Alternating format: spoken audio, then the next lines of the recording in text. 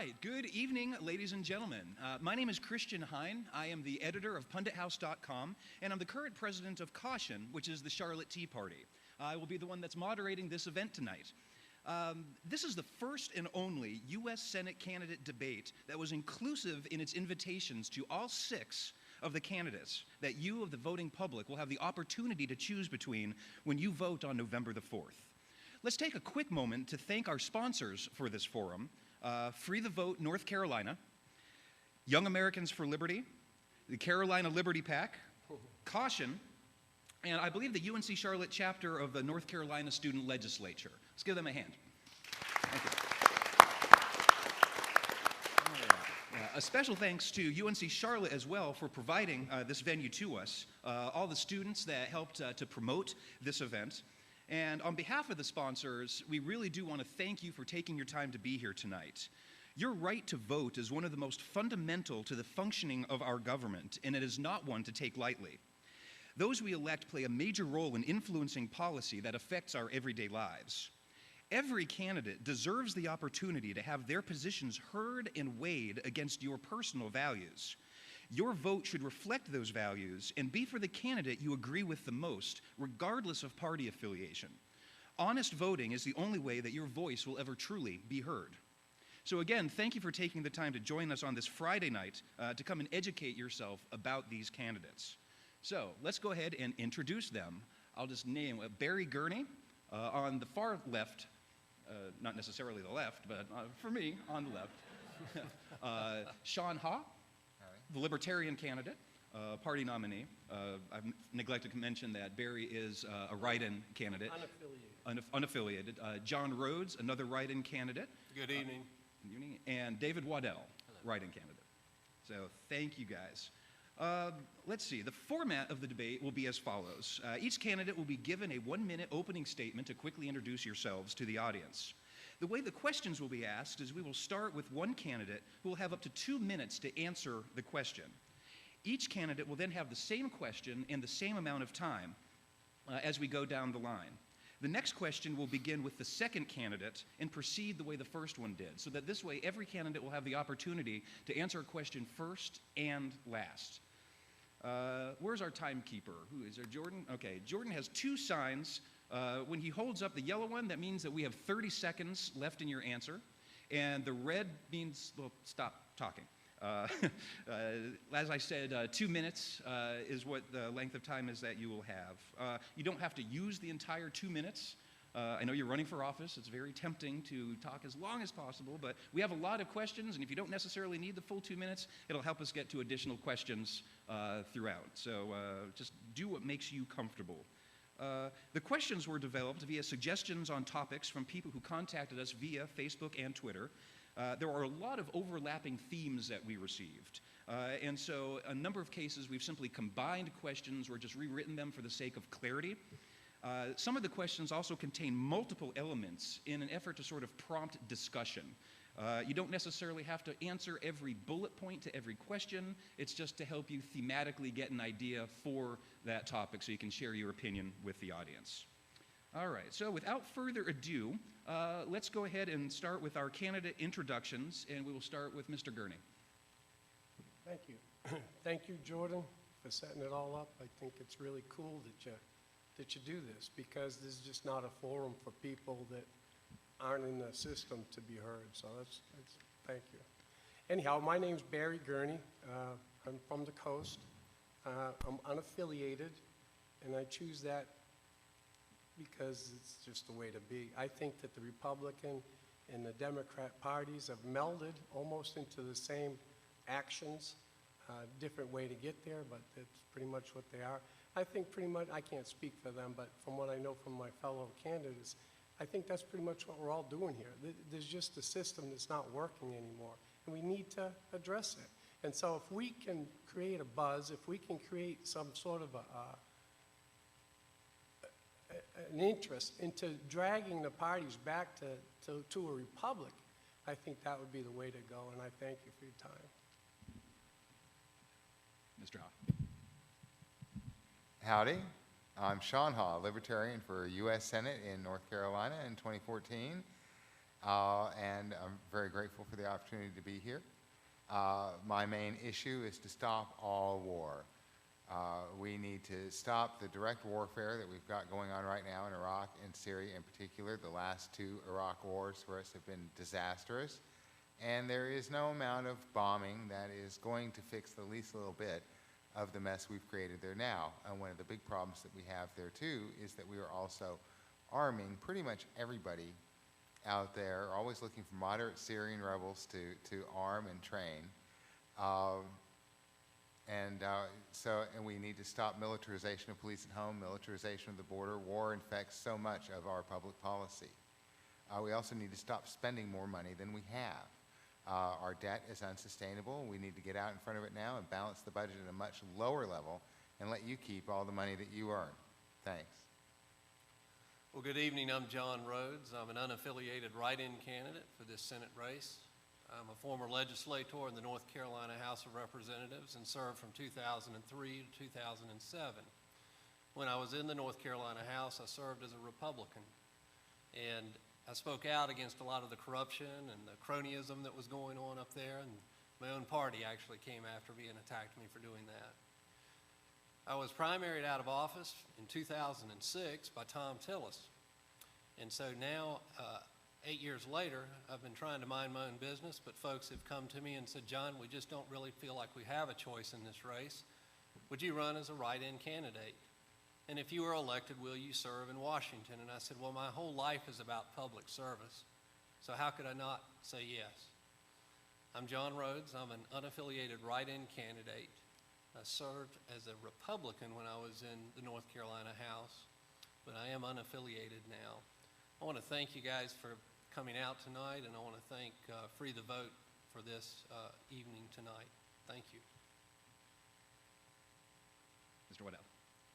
I'm David Waddell. I'm a self-employed business owner, small business owner. I have a family and 3 children, very normal person as far as that goes. I decided to run, just like these other gentlemen, to offer another choice in addition to the typical Republican and Democrat scenarios. But I also wanted to offer a full platform. I didn't want to be a simple protest vote. And that's why I chose the Constitution Party platform to run on and offer to the people and just try to be a good representation of the platform and the ideas and communicate those to folks who may not be familiar with even anything outside of the spheres of influence of the Republican and Democrat parties. And I wanted to challenge the two-party system. I wanted to challenge the common thoughts out there and just give someone to think about, something to think about, something to actually vote for instead of against. All right, thank you, gentlemen. We'll begin the questioning now. Mr. Ha, we will begin with you. Okay. To begin our discussion, please share with us your core governing philosophy and how you arrived at your beliefs. What is the proper role of government, and how do you see yourself playing into that role as a United States Senator?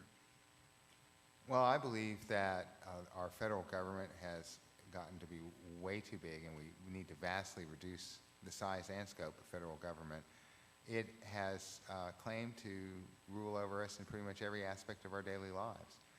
And our Constitution is fairly clear that the scope of government is supposed to be limited to certain areas, and other parts of it are supposed to be reserved to the states, or more importantly, the people. I believe that you should be able to live your life as you see fit, as long as you're not hurting anybody else, keeping anybody else from exercising that same right. And so I think government should simply be limited to keeping the peace among people and some very basic core functions that are spelled out in the United States Constitution.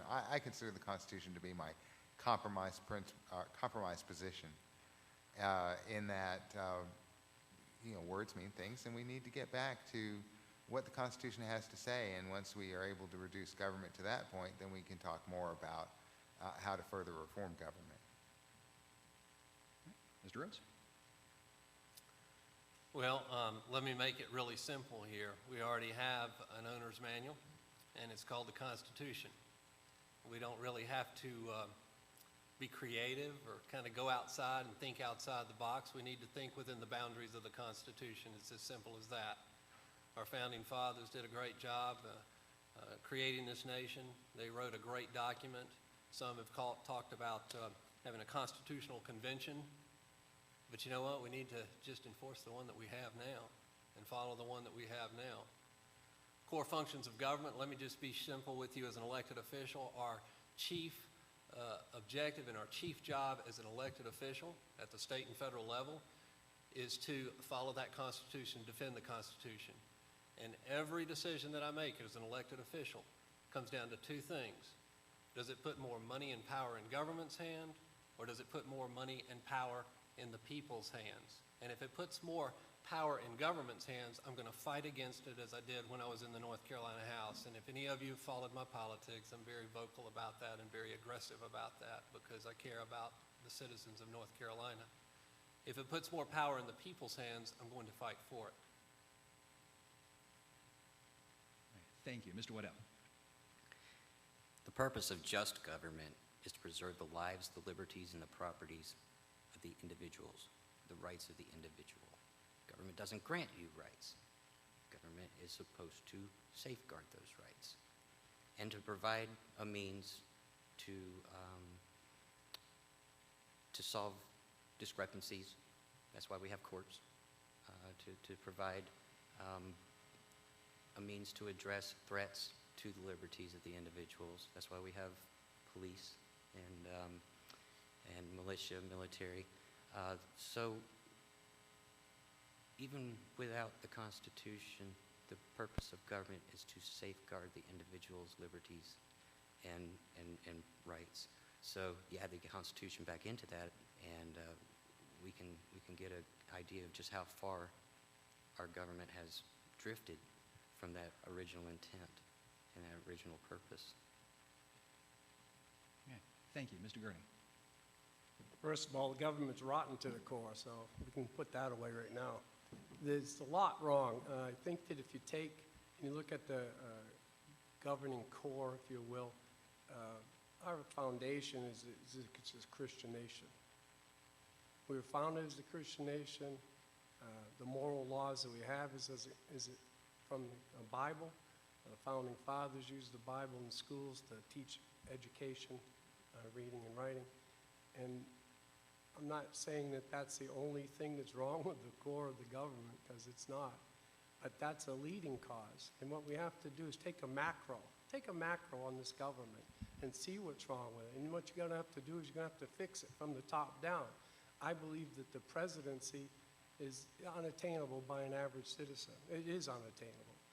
And why I decided to run for Senate, U.S. Senate, was because that's the next closest step to getting to the presidency. If we can take back the Senate as conservative people who believe in the core, what was founded, and the Constitution and the Bible, then we'll have a much better chance of reviving and getting the nation back on track.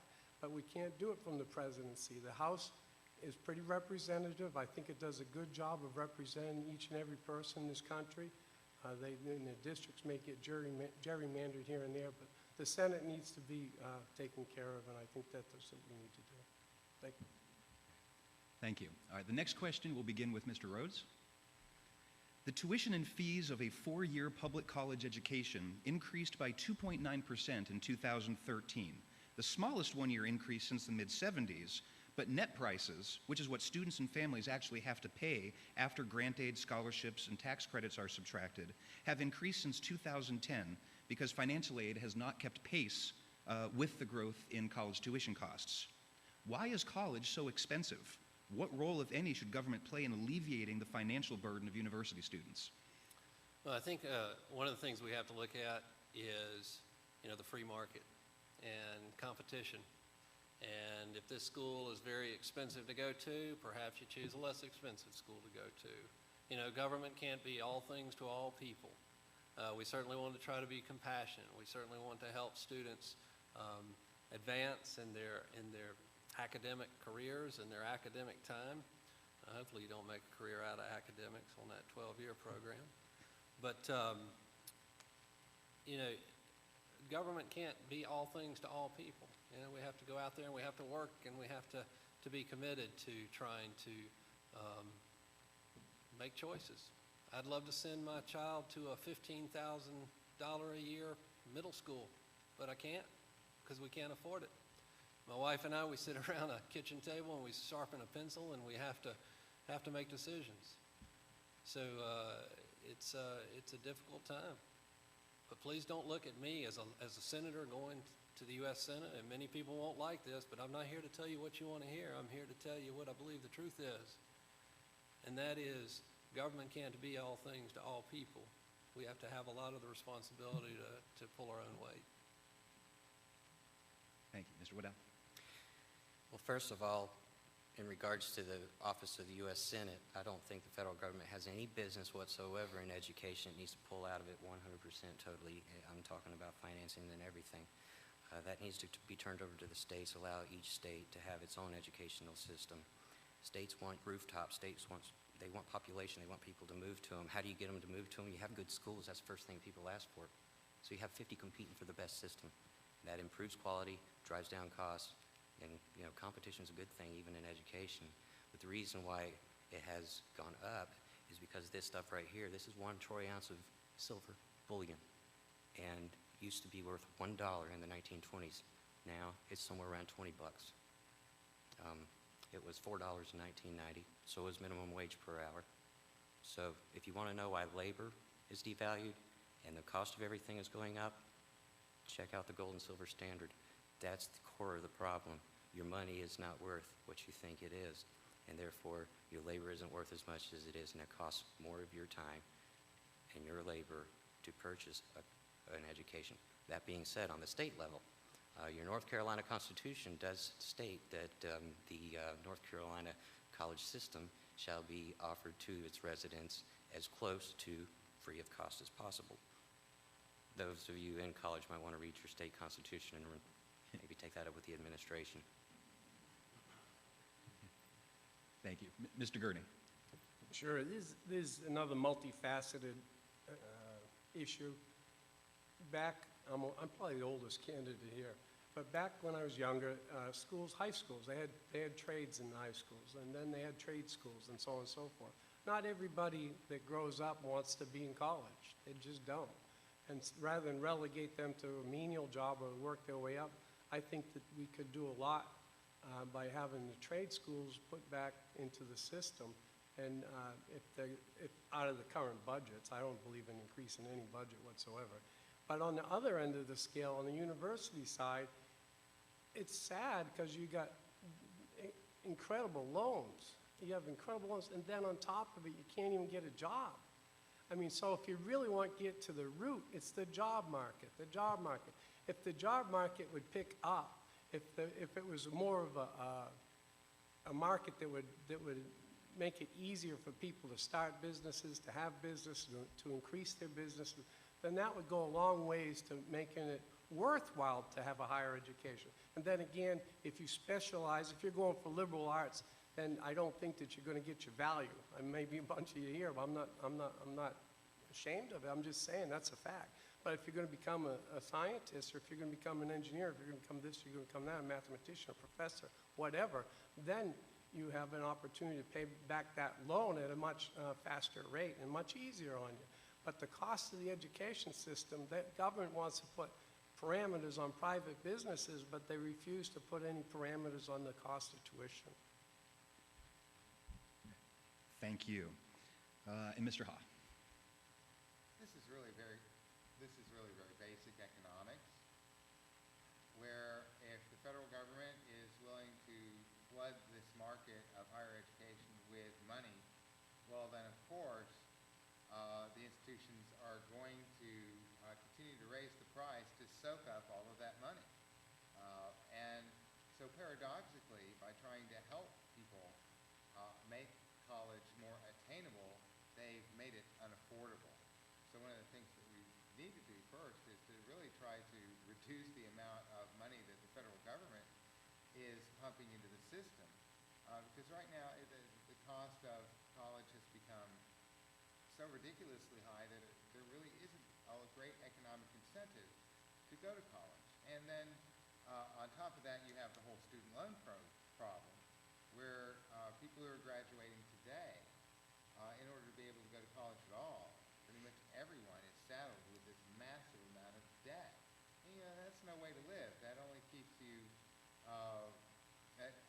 limits your options a lot in order to try to find employment. You have to go out and get the kind of job where you can pay off this debt. You really don't have the freedom to maybe take the kind of job that you want or try to start your own job in this economy, which is supposed to be a lot easier to do now and on the internet and the like. So I would advocate, actually, I think that we should just wipe away student loan debt. I think it's basically been a scam when people are told to come to college and we'll give you all these benefits, and then you get out with some training and then tens of thousands of dollars that will take you forever to pay off. We need to just start that system over entirely. All right, thank you. For our next question, we will begin with Mr. Waddell. The United States leads the world in energy consumption per capita, and access to electricity is obviously vital to our way of life. What are your views on energy production? Should certain electric generating technologies be subsidized or banned? Should there be higher requirements for energy efficiency, such as CAFE standards? I think the best thing the federal government could do for energy is what it can do for education, is get the heck out of the business. Turn it over to the states. They're perfectly capable of regulating their own matters. Abolish the Department of Energy. And if you want to put money into something, maybe a reward for a targeted goal. Create energy, so many watts, megawatts of power with so little input or something. Make a benchmark. And that really doesn't need to be a federal government issue either. So I think free market is unbeatable as far as offering the potential for exploration, development, and research. Yes, it's expensive, but part of the expense is the regulations. So I think a lot could be accomplished from just simply redoing the federal government's perspective of it, turn it over to the states. Thank you. Mr. Gurney. Well, another problem with the federal government. They're trying to regulate everything through EPA, and President Obama himself said that he was going to bankrupt coal companies. North Carolina has a nuclear reactor, and I'm not sure how much electricity they get from coal, but the United States gets 38 to 40% of their electricity from coal. So when they put these extreme regulations on the coal-fired plants, which, by the way, are some of the cleanest in the world, but they put that onus on them, it's going to drive them out of business or drive up their costs. Well, and as with anything that the government gets into, that's going to drive up your costs. If you think you pay a lot more for education and health insurance and everything else, groceries, gasoline, although that's come down, that's only because of the free market drilling on their own land and fracking, whether you're on that side or not. It's just a fact of the matter that they've made America more energy independent. So by driving up the price of energy with the coal plants being phased out by the government, everybody's going to pay for it, and yet there's no system in place to replace it. They just need to have a better thought about what they're doing. There's no thought process. It seems like they sit around, they have a good idea in their mind, and then they just say, well, okay, let's do it, and they have no plan.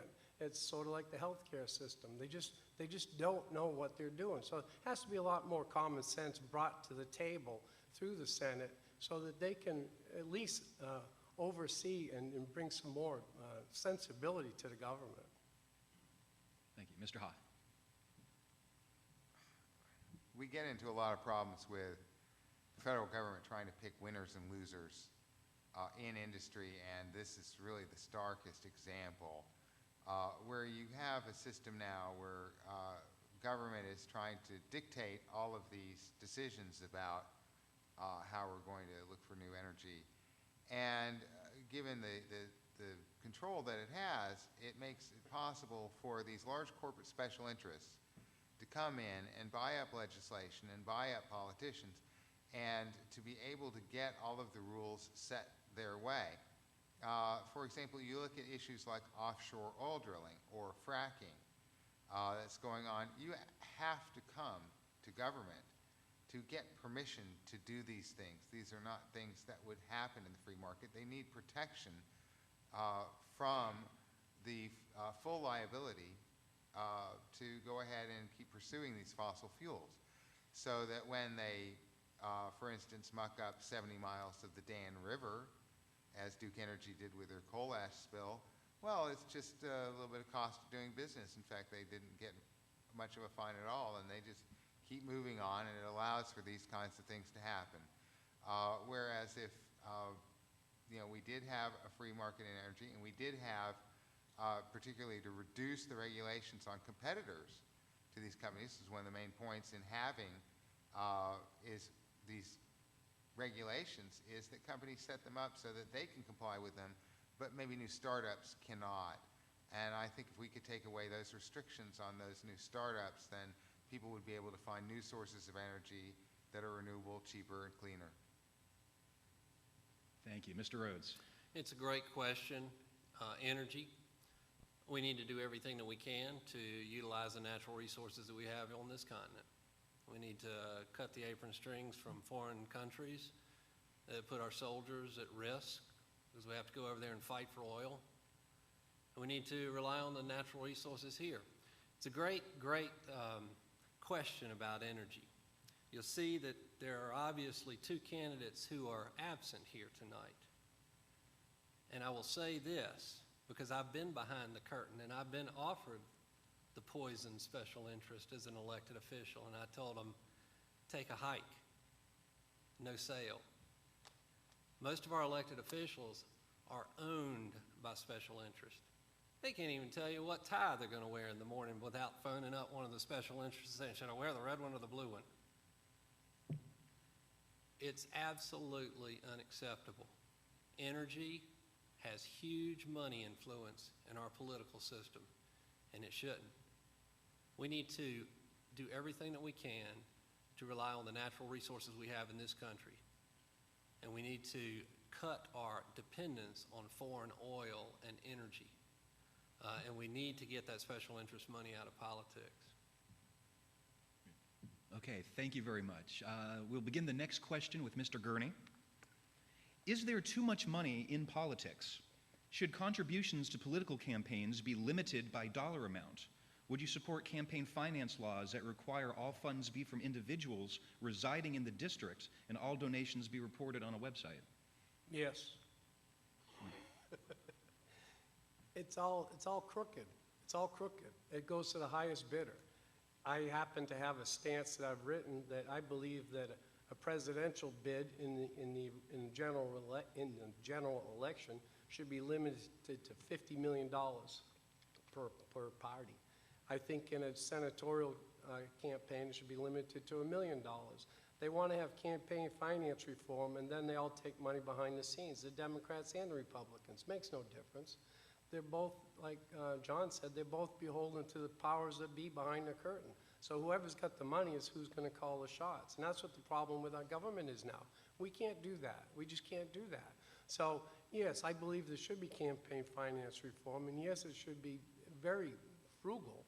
And if they can't sell themselves on their own agenda, on their own ideas, on their own abilities, or they're getting out and campaigning, then they don't deserve to even hold an office. Thank you, Mr. Ha.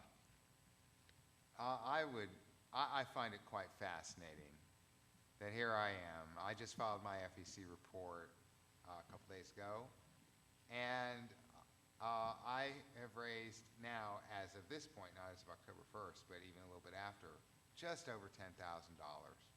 So I find it fascinating that people are willing to spend $50 million or more to put somebody in a job that pays $174,000 a year. And the reason why is this corporate special interest control. It's cheaper for them to pay out this money to influence our elections than it is for them to actually try to influence millions of Americans to buy their product in a free market.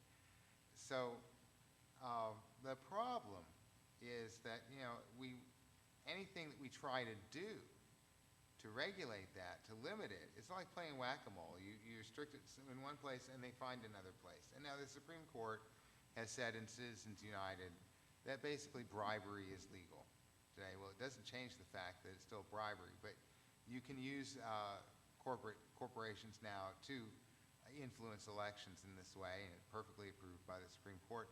So really the only way to address this issue, in a sense, is to abolish the product, to decentralize the federal government so that it's no longer just one-stop shopping for corporate special interests, and devolve these powers to the states and the people, decentralize them so that there is no way anymore for people to completely get their way if they can just find the right legislators with enough money.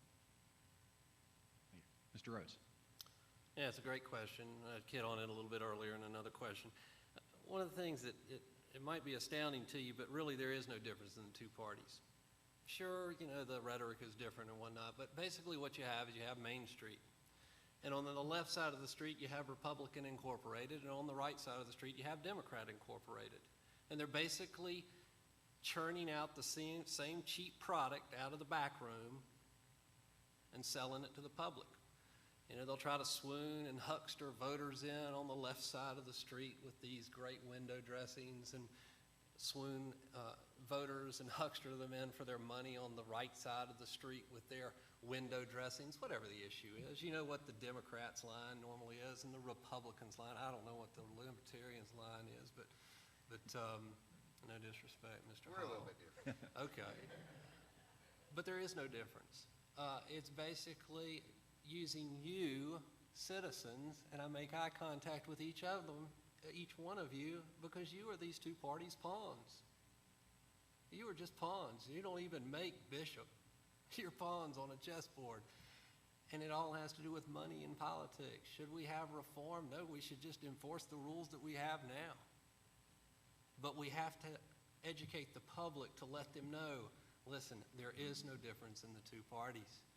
They're selling you the same cheap product. It's just dressed up with a little bit different bow and a little different packaging to try to huckster money and votes out of you. And once the election's over, y'all are out of the equation. You don't even play into the equation. Remember, huckstering you for money and votes. And that's what it's pretty much summed up to. Thank you. Mr. Waddell. How am I supposed to follow those? Really, I like all of them. I mean, they're the three fantastic answers. And Mr. Rhodes, I had one little idea I could share, and he stole my thunder. So, but seriously, I hate to echo three comments, and I'm trying to think of something to add to it other than why is so much money spent on marketing a campaign? Because there's a market for the influence. And there wouldn't be such a big market for the influence over us if we were a little more self-guided in these decisions and people didn't bite it. In other words, a company isn't going to spend a whole lot marketing a product in a specific avenue or venue unless it's effective. And it's only effective if it reaches the target group. So if we can get to some of these people and educate, that is probably the most important thing that everyone in this room can do. Reach out to friends, family that may be just a little clueless on real matters, a little bit beyond the evening news. I mean, what you're looking at is the effect of the problem a lot of times. So let's maybe take it a step further than talk about the campaign finance reform problems, because as they said, no matter what regulations you put in place, they're just going to find a loophole. They're lawyers, for crying out loud, half of them. That's what they do for a living. They're going to find a loophole. So we need to get it from the other end as well. Yes, it does need to be addressed. But like I say, if I had more faith that legislators would regulate their own powers, I would probably be a little more excited about that avenue. But I think our best bet is to educate the people. Okay, thank you. Our next question will begin with Mr. Ha. If you were in office during the Senate's vote on arming and training Syrian moderates against ISIS, how would you have voted and why? What in general do you feel America's role is in foreign affairs? What duty do we have to our allies? How do we best confront our enemies? Well, we need to return to the wise advice that was given to us by Washington and Jefferson when they counseled us to enter into entangling alliances with none and free trade with all. I'm just really, I have several videos on my YouTube channel and on my website, seanha.com, on this topic, that we are now entering our third Mideast war. The first two were completely disastrous, and now we've fostered this greater, new, well-organized enemy in ISIS, who's armed to the teeth with our weapons and our training.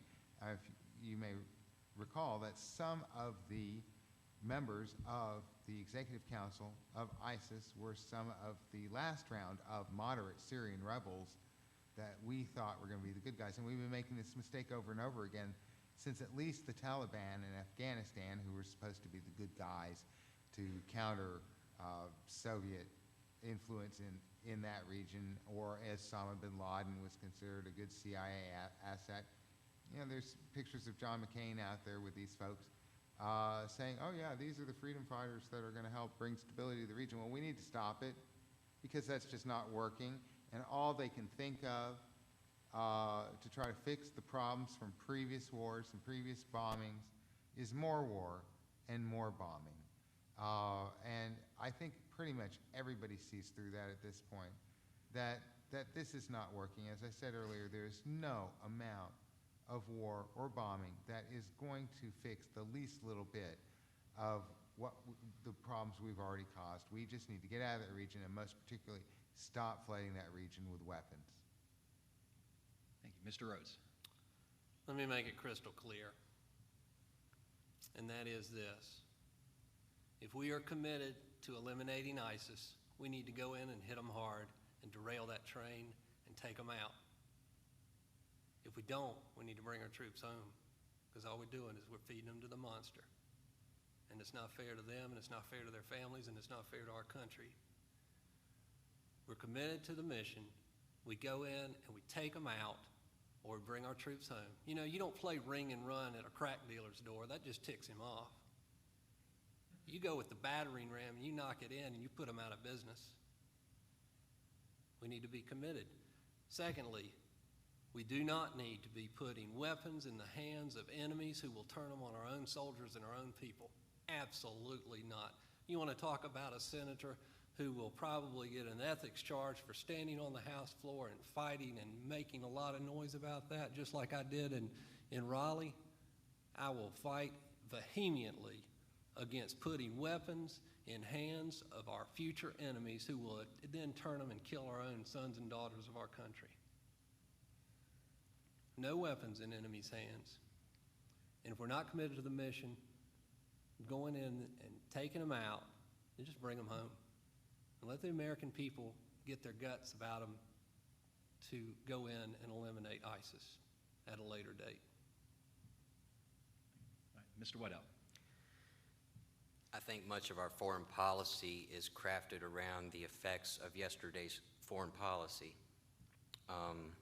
We are dealing with regimes now that we helped institute.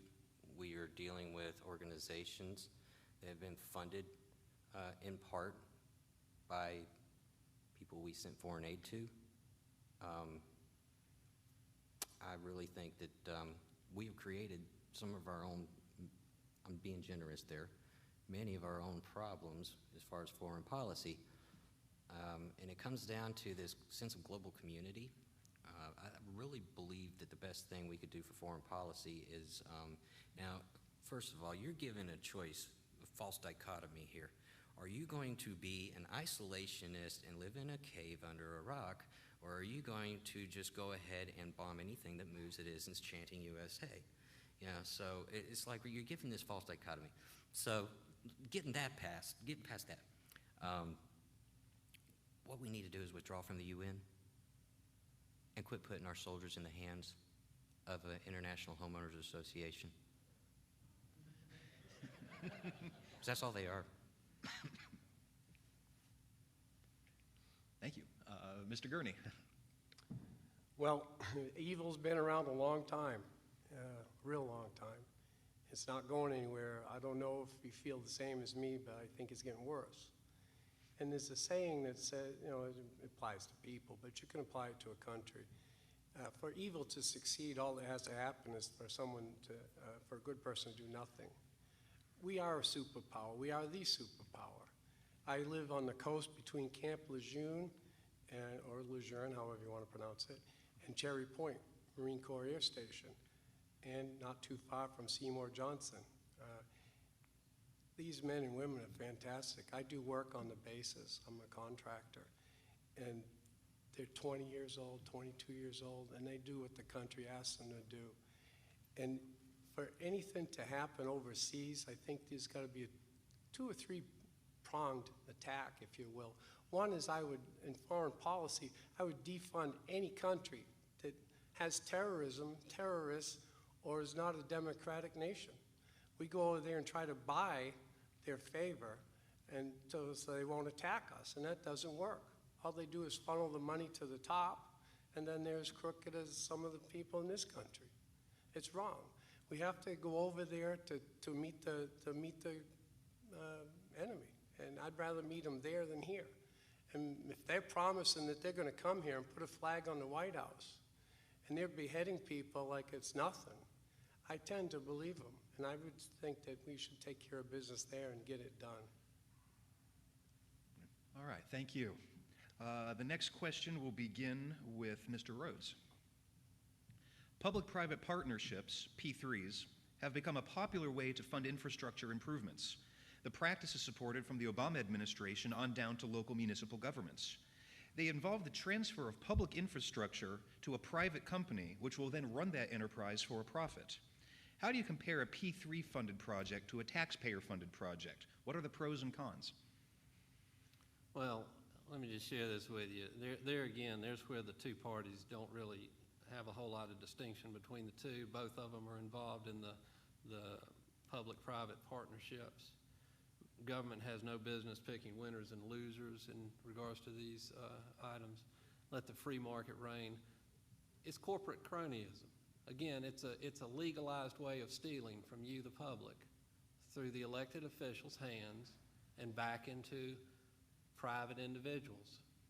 It's actually like an elected official is taking money out of the public till, taking it here, giving it to the private individual to do their P3, and then in election time, the money wheel just comes back around. The same Benjamins right back in that elected official's pocket. Next time, the money wheel starts again. What other great scheme or scam is going to happen? In North Mecklenburg, our elected official, the guy to my left here, that's not here, is pushing for toll roads. Public-private partnership that is going to own our highway system up 77 and many other roadways throughout North Carolina for the next 50 years. Boy, I tell you what, they're really looking out for us, aren't they? The money wheel. It goes into the public's hand, the good old boy public's hand, not us public, goes into the elected official's pocket, and the money wheel continues. 3-card money. That's all it is. I wouldn't support a private-public partnership, by the way. Thank you. Mr. Waddell. You know, a long time ago, I thought it sounded like a really good idea. At least it looked like it on paper. And then I met a couple of them, public-private partnerships. And I'm going to tell you, everything Mr. Rhodes just said is absolutely correct. They are evil. They siphon money out of the public's hand, and it's given to their friends.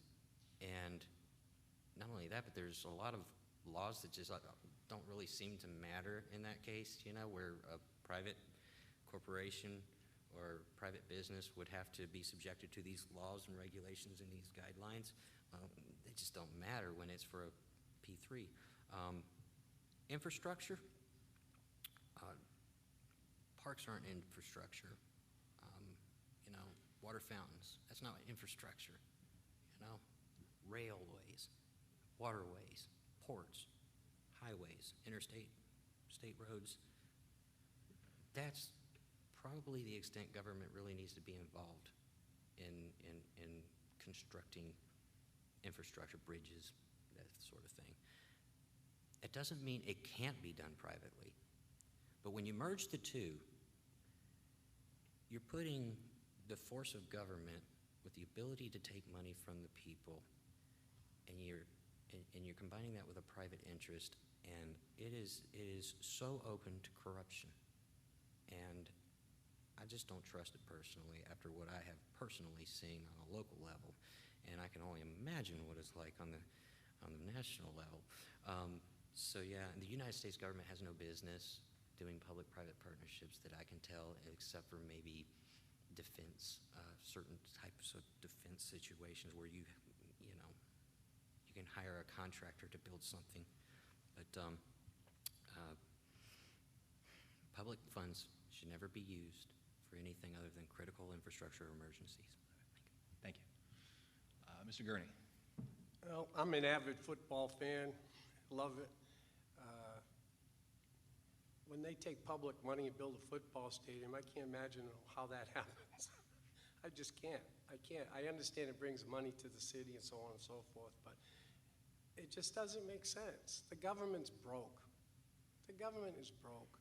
The government takes in more money now than it has in its entire history. Takes in about $2.5 trillion a year through your taxes and doles out $4 trillion. And you don't have to be a mathematician to figure that out. They're printing $85 billion a month.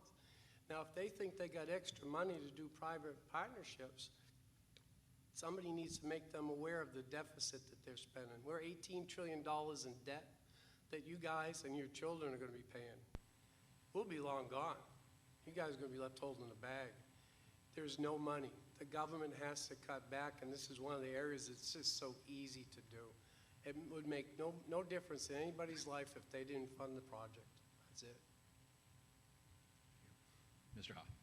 I think we've already sort of covered up here that it is pretty much straight up corporate welfare, that the purposes of government should be limited, and that there are certain aspects of government that absolutely should not be privatized in any way. One that really burns me is privatizing prisons or criminal justice in any way, because then what you're doing is giving a for-profit company an incentive, because of course in order to survive in the free market you have to continue to grow, and that gives forces, unaccountable forces in our society, a very strong incentive to cram as many people into prison as possible so that they can continue to grow their business and satisfy their shareholders and make money for themselves.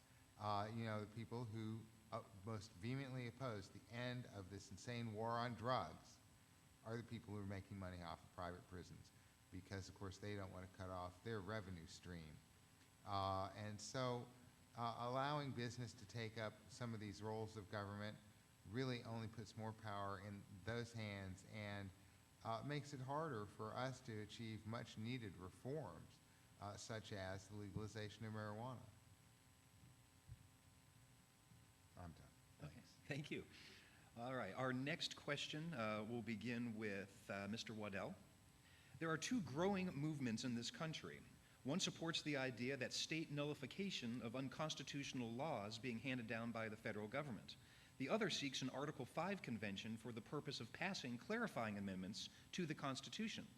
Where do you stand on either of these processes? Are either necessary at all? Absolutely, nullification is necessary, and in fact, there are a few things that the state of North Carolina should have already moved on to nullify federal. Obamacare should have been wiped out by now.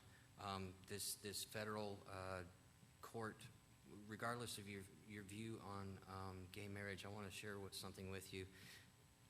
I think it's very, very possible that it should be thrown out by the Supreme Court, because it really has no jurisdiction over the federal court. It's a state matter. It was a constitutional amendment passed by popular vote by the people of North Carolina. The authority, the right of the authority to govern is derived from the consent of the governed. And there's no enumerated powers of the federal government in the U.S. Constitution to define marriage. So I think it should be nullified. The governor and our state attorney general needs to do their job or stand down. It's just, if you're not willing to do your job, go home. And the state general assembly needs to do something to call these guys out on this. Article 10 convention, real simple. If the Constitution we have right now is broken and our government isn't even following it, what makes you think they're going to follow a new one? Really, they don't care. And it comes down to the people need to take the reins back. You need to get involved. Don't go to sleep between elections. Don't just show up and vote for the presidential election. Stay awake, stay involved, and plugged in. You got to take the reins back. That's the only thing that's really going to fix it. Wake up. Mr. Gurney. If you take the constitutions in all seriousness, it's just not something you just ignore. It's not something you just decide you're going to have it become a living, breathing document. You're going to interpret the way this generation thinks or that generation thinks. It's going to change over time. No, it was written. It was written almost in blood. It means something. It means a lot. And for people to ignore it or for people to override it or without going through the procedures set forth in the Constitution, it's a travesty and it's a crime. It's a crime against the country. It truly is. So whether it's the state constitution, a federal constitution, or any of the state's constitutions, they need to be upheld. And if the Supreme Court wants to take every single case, then they should. If the district courts or a regional court, a federal court decides to overturn something that was voted on or a constitution that was written by the people of that state, the states deserve to have their rights. Those are their rights. Each state has its rights in the Constitution. The federal government doesn't have a right to tell the states what to do. The federal government doesn't have a right to tell you what to put in your school system. They have no rights.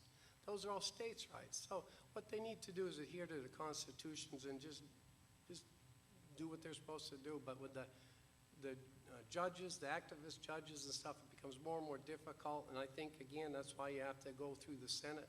If we can take this over one state or two states at a time, it will make a difference. Mr. Ha.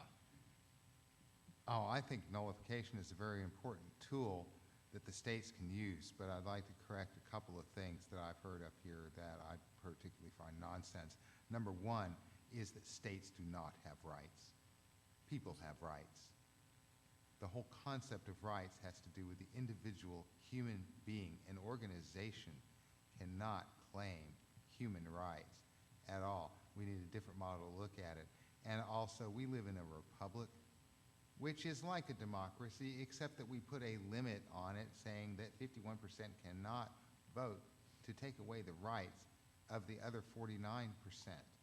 So that's sort of the dividing line that I look at when I look at nullification movements. For example, Colorado and Washington State, I think, rightly nullified federal law to expand people's rights and to expand people's freedoms and to push back the federal government in an area where they should not be in legalizing marijuana when they did that. That states have taken action to push back other matters of overreach of the federal government in order to protect the people and expand people's rights.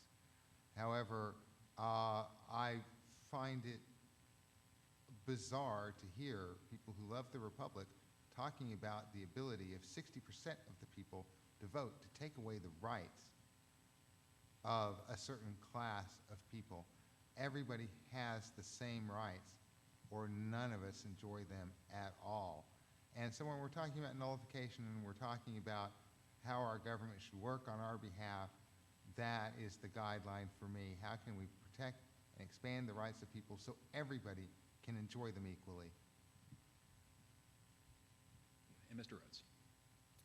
Nullification, yes. I'm not going to get too far down in the weeds on that because that is a very complex issue. But nullification, yes. It's an important tool. Convention of States, it's bad, folks. Let me tell you, do you want elected officials that are actually leading our state right now to be making decisions as to who gets to make decisions for you, we the people? It's bad. Convention of States. You know, somebody once asked me, they said, when I was serving up in Raleigh, they said, John, don't you think we ought to have a constitutional convention? And I said, well, you know what? Why don't we just adhere to the one that we have now without having to change it up? You know, I mean, it's a great blueprint. Convention of States, no. I would fight against that. You would hear me all the way from D.C. My voice would echo across the Potomac all the way down to North Carolina fighting that issue, and I certainly would tell my colleagues, share with my colleagues, fight against my colleagues in the North Carolina State Legislature, don't do this to our people. No, it's bad. I wouldn't support a convention of states, no. Okay, thank you. Our next question will begin with Mr. Gurney. The income tax code of the United States is burdensome and complicated, with compliance costs alone estimated to be nearly $500 billion annually by the Tax Foundation. What, if any, alternatives to the current system of taxation do you support? First of all, the IRS has a lot of other issues too. They can't find emails, they're spying on people, they're holding back things. I mean, that whole system is corrupt. I mean, it's just totally corrupt. So it's going to be hard. It's going to be real hard because there's so many special interest people involved in that, tax accountants, tax attorneys, lawyers, so on and so forth. And plus, remember, Congress writes the tax laws. It's not something that the IRS came up with. So Congress needs to change them. And so what Congress would have to do is get together and get that done. But the problem is they write the laws that favor them. They don't care about us. Sean talked about raising $10,000 for his campaign. I've taken zero, not one dime, not one dime.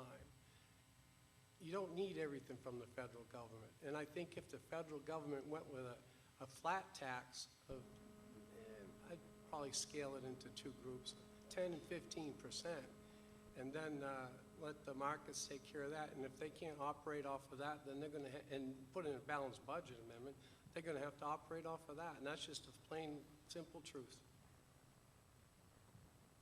Mr. Hopp? Well, I tend to look at things more from the spending side first, because government has gotten to be way too big. It takes such a huge bite out of our total economy, leaving less and less wealth for people. Taxes is only one way that wealth is being taken from us in order to feed this ever-expanding federal government and to take care of their corporate special interest. Inflation is another way. And it seems like pretty much all monetary policy is based on how to transfer wealth out of our pockets into the pockets of financial interests.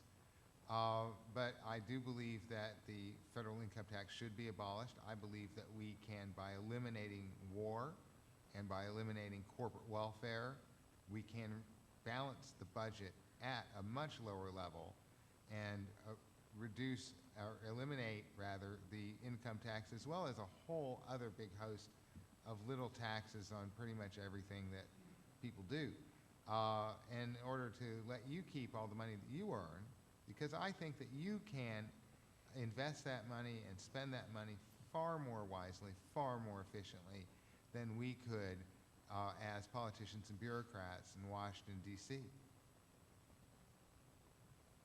Thank you. Mr. Rhodes? When I served in Raleigh up in the North Carolina legislature, I authored a bill called the North Carolina Taxpayer Bill of Rights.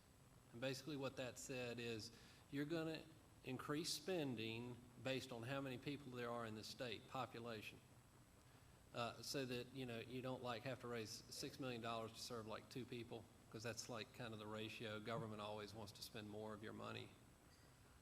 And it's a program that worked out in Colorado. It's a program that's worked. The Republicans and Democrats fought me against it. They killed the bill.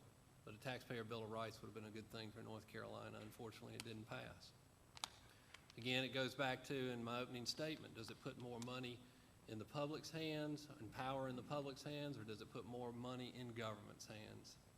We need to keep more money in the public's hands, because those are the entrepreneurs that are are building our state, they're building our country, and these are the folks that are making our country strong, making America strong. Government creates nothing except problems. It doesn't create jobs. If any politician tells you that government creates jobs, you turn your back on them and say, fibber, government creates nothing. They create problems. And then they come around later and they pretend to be the guy that rides in on the white horse and says, I'm going to fix it. Well, you created it before. So how are you going to fix it? But in regards to taxation, you know, there are a lot of different things: flat tax, fair tax, purple tax, yellow tax, whatever. Whatever the policy is that will put more money in the public's hands and let them keep more of their money is the policy that I'm going to fight for. And we may not have even developed it yet, but we certainly authored a taxpayer Bill of Rights in North Carolina, and you know what Republican Inc. and Democrat Inc. said? Don't be taking our money. Well, I said Republican Inc. and Democrat Inc. is not Thank you, your Mr. money Rhodes. to take. Thank you. Mr. Waddell. Our federal tax codes, I'd like to take them and the Affordable Care Act and kill them, burn them, and then bury their ashes. I'd like to see what I would really like to see is just roll back the federal government to its enumerated powers as defined by the Constitution. That would do wonders for the budget and shut down the alphabet soup. You know, all these little organizations that the government sets up to do all these things that really has no business being in the middle of. Shut that down. And if you really want to get creative with the tax codes, roll it back to prior to 1808.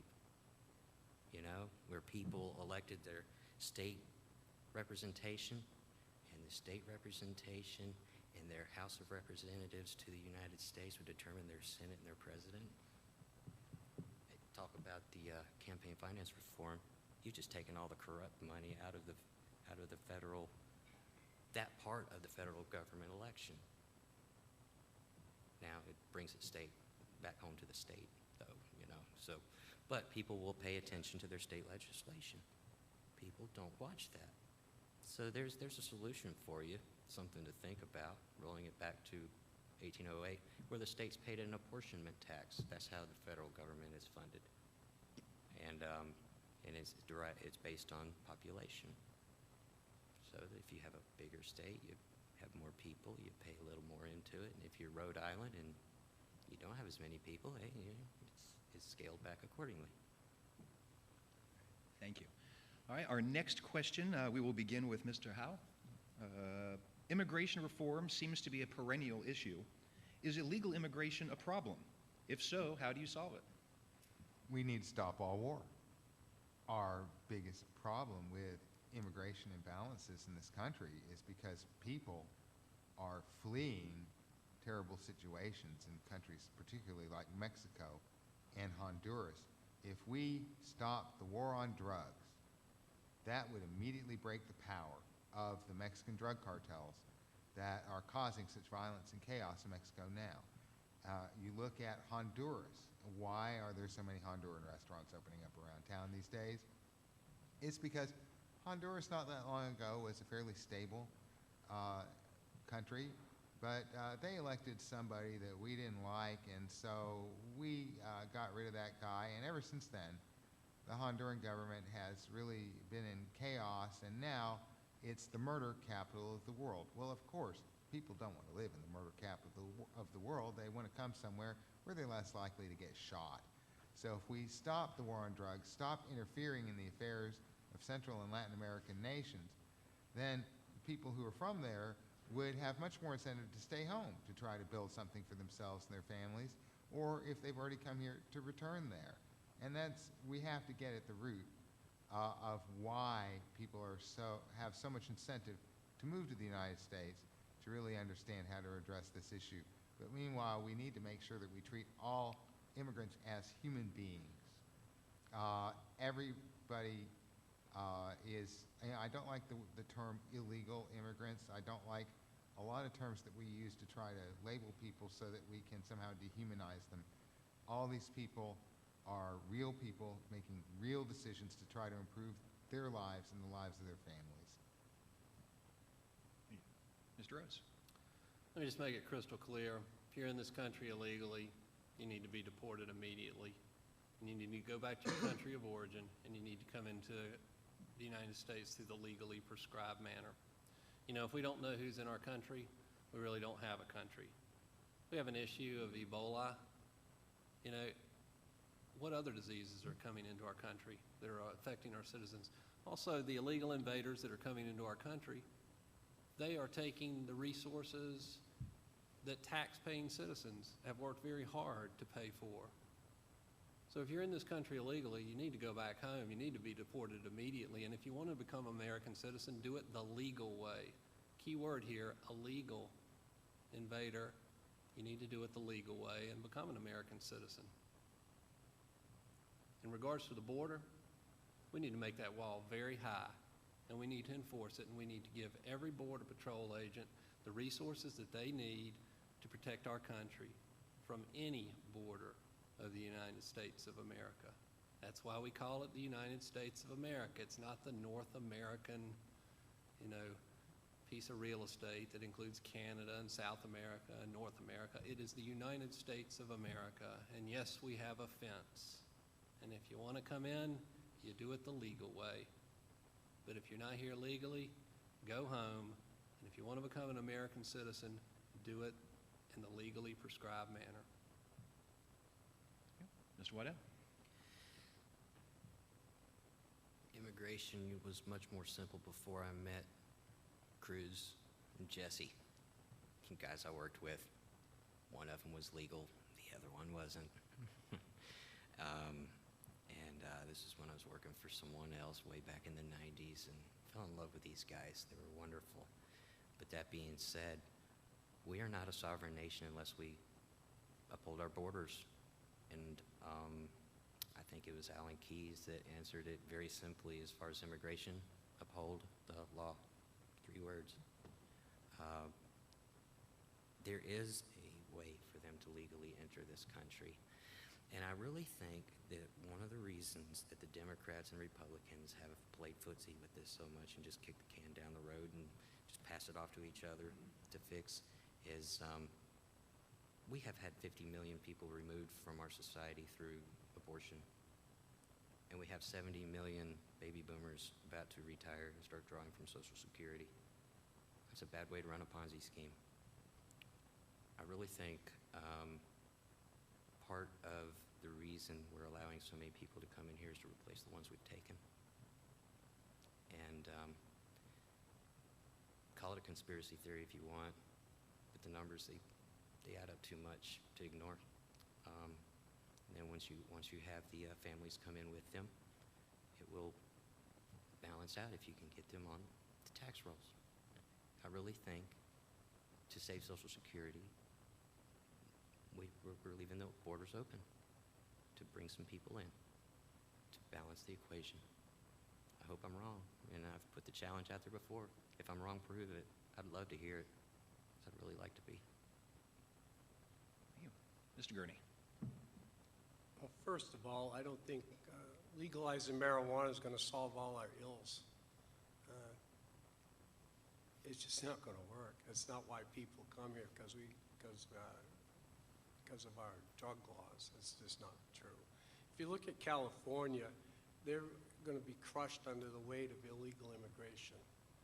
And there's nothing wrong with immigration. We have quotas for immigration. We have real quotas. And there's nothing wrong with saying, you know what, it's enough. And, you know, we've got quotas. We got people who've been waiting in China or India or Scandinavia, wherever it is. They want to come here and study medicine, want to do this, want to do that. They come here on educational visas, but they come here legally. That's a good thing. Illegal immigrants, and you can talk about them, and you can disparage them if you want. I don't. I have a fellow that mows my grass at home. His name's Ramon, but he has 4 kids.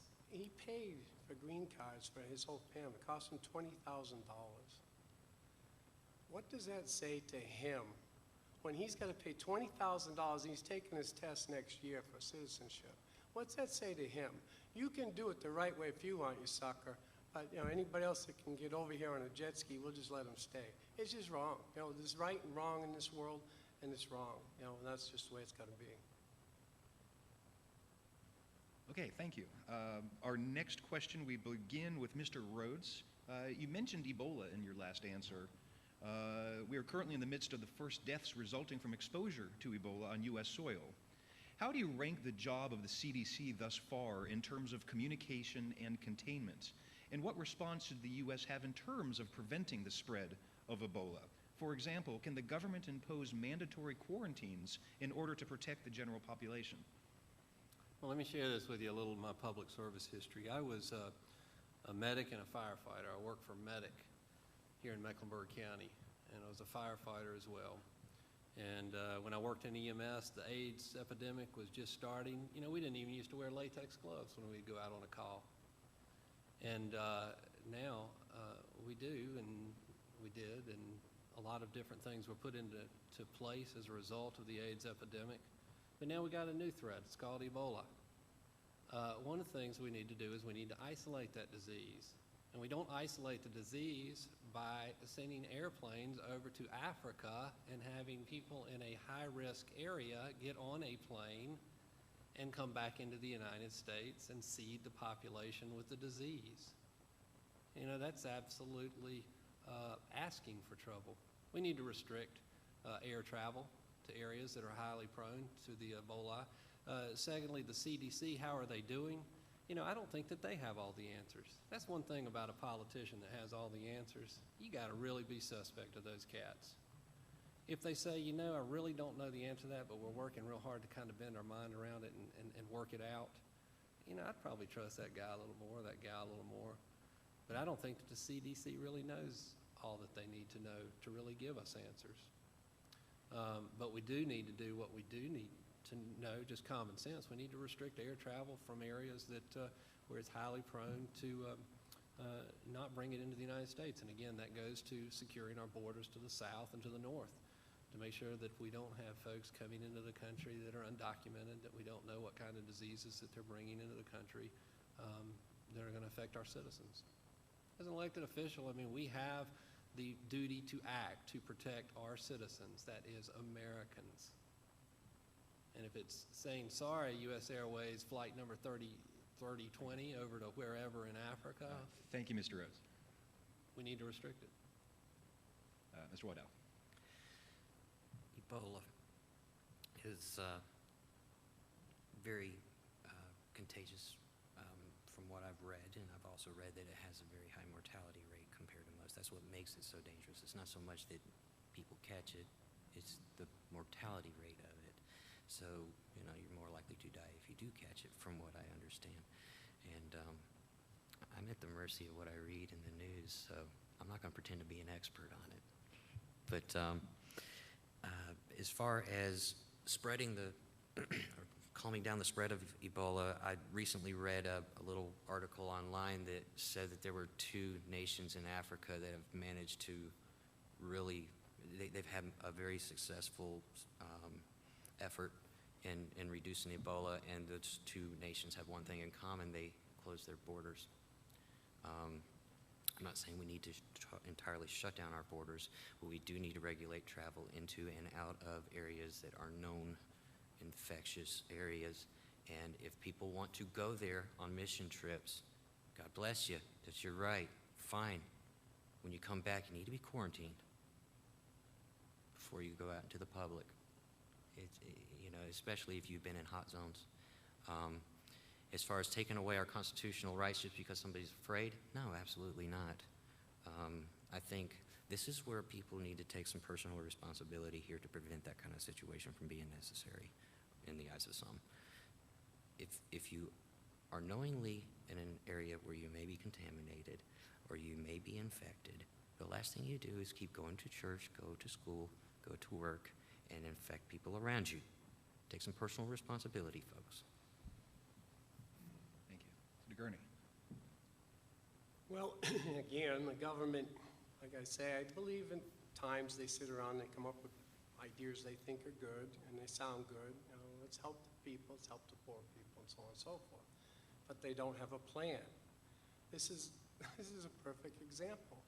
In the whole of the United States, 332 million people, they have 11 beds for people with really highly contagious diseases. 11. Do you think that that was well thought out? Do you think you invite people to the country that are infected with Ebola when you have the max is 11 beds? That's just not even common sense. So what you need to do is stop it where it's at. And even the people in Africa have said that. And I can't remember the country, I heard this on the radio, that they've closed their borders, they're isolating the people, they're treating it. The Doctors Without Borders have gone there. There's, I think 9 of them have died. There's 260 some odd other workers who have contacted the disease and died, trying to help. So if you have an open border, you have these kids coming across, and God bless them. But it wasn't an accident that they were sent here, 30-day trek from Honduras, wherever they came from. They're coming in here with Torah 68, I think it is, and also 69, 70, 71. And that's infecting our children, our American children. Do you want to fix things? Then at least isolate the problem and then work on the problem. You don't invite everybody here and then try to figure it out on the fly. Mr. Ha. Everybody's an epidemiologist. You know, and I'm not an epidemiologist. I haven't had that training. I have had the opportunity to work with a lot of different federal agencies, and one of them is the CDC. And I have more respect for CDC scientists than just about any other people that I have worked with in the federal government. Not the politicians, not the bureaucrats. If you look at the political response now, it is being designed to shed blame, that nobody is going to take enough responsibility that they can be blamed for what may or may not go wrong. But you look at the problems, particularly in Dallas, but in other places where we have had Ebola outside of Africa, or at least it's because CDC protocols were not followed. The scientists know what they're doing, and as a senator, I would want to go directly to them and just bypass the politicians and the bureaucrats that are hamstringing them. I'm sure that a lot of these scientists are yelling and screaming at their bosses too, like, what, are you out of your mind? But I would want to go straight to them so that I could be informed on what's what. Ideas like a travel ban, that seems to make sense on the surface, but we're all preaching out of a complete lack of knowledge of epidemiology. I would like to talk to the experts about it. I've tried to listen to some of them in various contexts, and I've heard that maybe travel bans are not the way to go. But it just seems like this is a way for people to ratchet up fears and come up with these solutions that are going to take away our freedoms that may or may not have anything to do with actually containing this disease. Okay, thank you. I think in the interest of the time, this will be our last question. We'll go to Mr. Waddell. I'll try to combine a couple different ones here. Is this like a 2 or 3 part question? It'll be a 20-part question. Okay. Give me about 15 minutes. So then I can pretty much answer however I want, right? We'll get through it. Okay. In this new world of terrorism threats, what are your thoughts on NSA domestic spying programs, the allowance of indefinite detention of American citizens by the military as authorized by the National Defense Authorization Act? And along those lines, as we've seen recently in Ferguson, Missouri, police departments, are they becoming too militarized? There's a program from the Pentagon that provides military surplus equipment to them. In handling domestic terrorism, how do you see these policies working themselves out?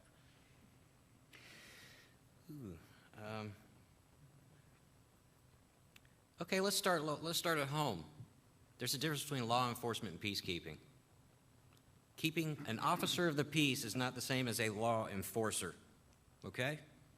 Half the time, the laws that the law enforcer is enforcing aren't even laws, they're policies written by experts who were paid a lot of money to write these policies. and the officer is trained in case law, not the Constitution, not the actual law, what the courts are saying. So at home, the answer is get rid of this law enforcement model. Ferguson, I believe, has been compounded. The problem in Ferguson has been compounded because of a culture that is responding to a model of law enforcement being applied to it. If they would consider a more peacekeeping approach, I really think they would have better results. Taking it more abroad, the war on terror has done more to erode our rights than pretty much any other thing that I can recall. What the Patriot Act and NDAA have done to this nation is probably enough to have made our forefathers just retch in disgust. We are led by fear. We're being so manipulated right now. And I think that the terror threat, I'm not saying it isn't real. It is a real threat. There are really people out there that, are bad dudes. But I think our foreign policy is what creates some of these problems. And we need to reconsider the effect of our foreign policy and how much it spawns these reactions by these groups to come toward us. Thank you. Mr. Gurney. Well, now that program gone bad, the NSA, originally was supposed to spy on overseas people that they had cell phone information on where they could track their calls. They have no right to track an American citizen's phone call unless they've gone to a judge, gotten a warrant, and has probable cause to find something. They're on a fishing expedition. They want to search your emails. They go on Facebook. They go on YouTube. They're watching and recording and downloading and storing everything they can. They're profiling and doing facial recognitions. They have way overstepped their bounds. They're this big brother in the beginnings and maybe even past the beginnings right now. That needs to be stopped, and it's got to be stopped by Congress. No one else can stop that. Executive orders don't last very long. Anything that's done by an executive order can be overridden by Congress. So we need to reel NSA back in a hurry. And as far as the law enforcement officials and such, we have a chain of command. We have the United States military that protects us on massive levels and all over the world and in our own borders, if need be. Then we have the National Guard. They're there to help each state. Each state has their own National Guard. If they need to be called out for something, for a terror attack, they need to be called out. And then this most police departments have SWAT teams. And so they are used for that instance. And then you have your patrol officers. And they're not bad people. They don't do mean things. They're your neighbors, they're your friends. They do their best, and they're under a lot of restriction to even enforce the law. So it's a difficult situation, but if they go through the chain of commands that they have available to them, everything will be okay. Mr. Hott. We need to stop all war. That is what ties all of these different questions together. We have been giving up our freedoms, and we have been killing people around the world. For what? Are we any safer 14 years later? Are we any freer? No, we're not. We are making our country less stable and less free precisely because of war that infects so many areas of government policy. We need to delete the NSA entirely. We ran Richard Nixon out of town for bugging one office, and now we have an administration that is doing comprehensive data collection. We need to stop all of that and delete all of those files immediately. On issues like indefinite detention, the NDAA and Patriot Act issues, taking away our civil liberties is not helping protect us at all from terrorism. And then Ferguson also, and those kinds of issues are tied in because the war mentality has infected everything, foreign and domestic, in our thinking. And now we have a situation where the police are at war with us, or at least some segment of us, and they're allowed to get away with shooting down somebody or choking somebody to death in the street with impunity.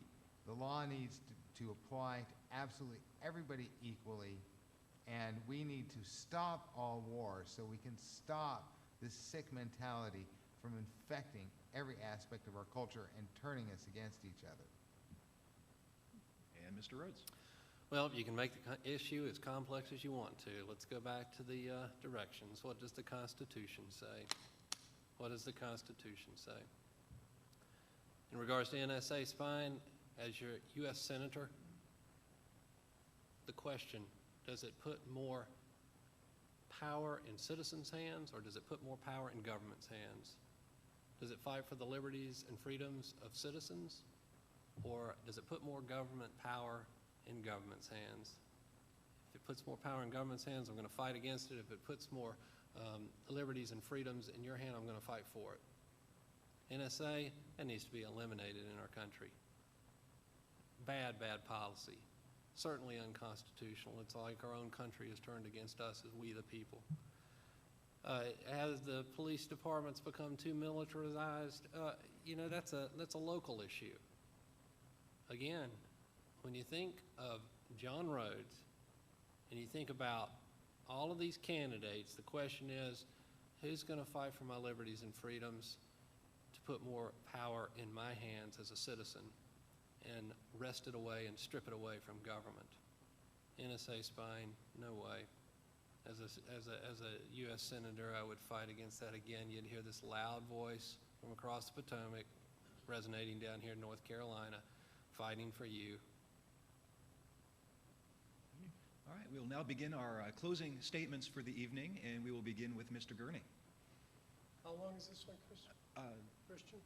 1 minute. 1 minute, thank you. Well, I was on a terrible conviction to do this whole run for U.S. Senate thing, by the Lord. I didn't know what the purpose was at first, and I think I do know now. I think it's to have everybody understand the severity of the situation we're in and to call people to vote. You can vote for any one of us or the people that aren't here. It doesn't matter to me who you vote for, but it matters to the country. I've visited 17, since the middle of June, 17 states, 99 out of 100 counties in North Carolina to see what's going on. It's not pretty out there. We have to change it. I say vote for Barry Gurney.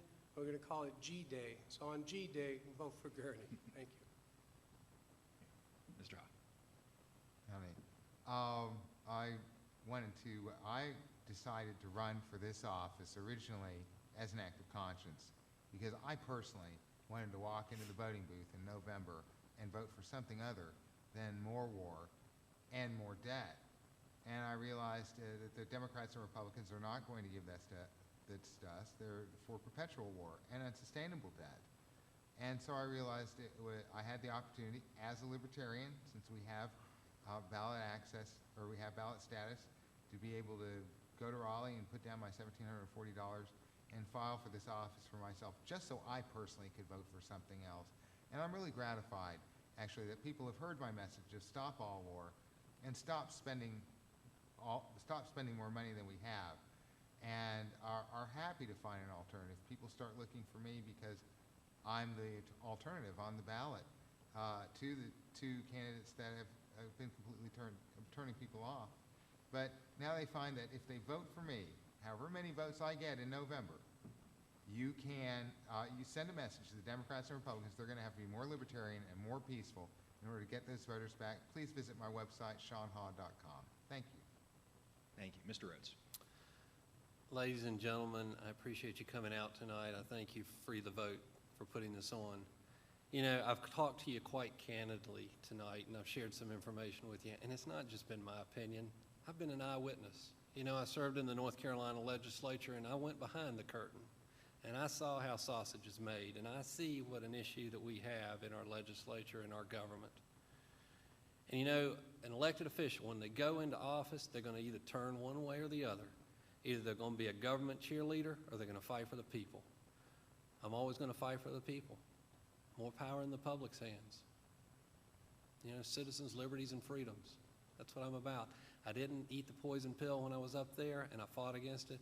Please send me to Washington so that I can do War on the Floor with Harry Reid and Nancy Pelosi and Mitch McConnell and all of those folks. Please, I didn't back down in Raleigh, and I won't back down in D.C. Thank you. And Mr. Waddell.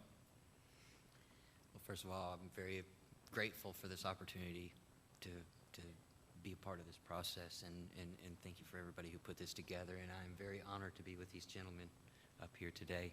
I admire every one of you guys. I really do. And I very much appreciate all of your contributions to the state and to the people. And if there's one last thing I could leave you with to think about, it would be this, and that is that legislation is derived from morality. You cannot legislate without morality. Get a Black's Law Dictionary and look it up. The question is where do we derive our morality from? If you want to fix this country, do some good thinking on that, because when morality becomes relative, so do laws. And our laws no longer reflect God's morality, and so they have become lawless. Let's give that some thought. Okay. Let's give all the candidates a hand. Okay. Thank you. Great. All right. So again, on behalf of our sponsors, thank you all for joining us tonight. I'm sure some of the candidates will stick around. Lots of topics we weren't even able to get to because of the time constraints. So meet these folks, ask them questions. If you're interested in helping them, certainly I'm sure they'd appreciate your help. Thank you for